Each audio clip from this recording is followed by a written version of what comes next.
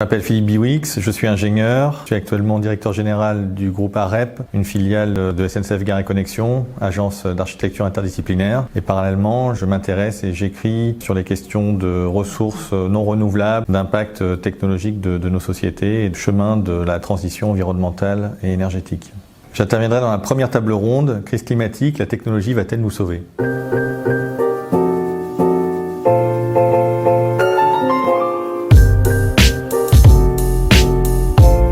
La transition énergétique, c'est un immense défi extrêmement complexe qui embarque des questions techniques et technologiques, mais aussi des questions sociales, culturelles, comportementales, organisationnelles même.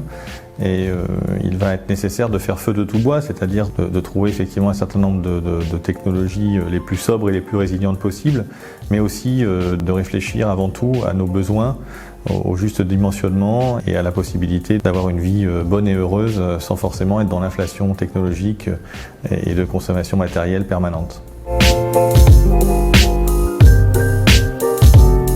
Je suis toujours extrêmement ravi de participer à ce type d'événement qui rassemble effectivement des élèves et des anciens pour inoculer le vaccin. Avant je disais le virus, maintenant je dis le vaccin, auprès d'une population qui évidemment est et sera aux commandes de la transition technique, mais aussi pour m'adresser aux citoyens, aux parents et aux futurs parents sur la nécessité effectivement d'un changement en profondeur de nos pratiques et de nos vies. Le sujet, de mon point de vue, c'est être capable d'injecter vraiment de la réduction à la source, de la sobriété partout où c'est possible. Et c'est possible dans tous les domaines. Dans la construction, il faudra construire moins et mieux. Dans la mobilité, l'idéal serait de se déplacer moins, mais on sait que ça sera compliqué et que ça demandera des mutations urbaines et de choix de vie et de société très importants. Alors en attendant, on pourrait réduire le poids des voitures, qui malheureusement sont de plus en plus lourdes et de plus en plus puissantes et performantes.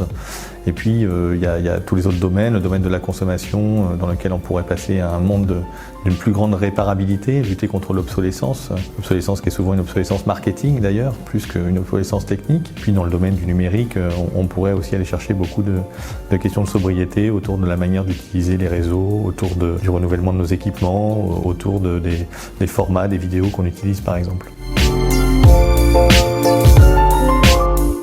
Le rôle de l'ingénieur il est complexe parce que l'ingénieur évidemment peut apporter un certain nombre de solutions techniques, mais il est enchâssé dans un système qui est un système fiscal, réglementaire, un jeu de la concurrence, tout l'écosystème des entreprises avec leurs clients, leurs fournisseurs.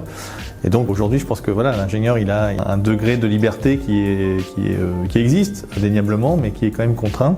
Il doit accompagner les envies de chacun et les envies qui sont à mon avis de plus en plus sincères des entreprises, puisque sans doute le temps du greenwashing va être bientôt derrière nous et que les entreprises vont devoir réellement agir et être dans une posture sincère pour recruter, attirer les talents et les retenir au sein de leurs organisations.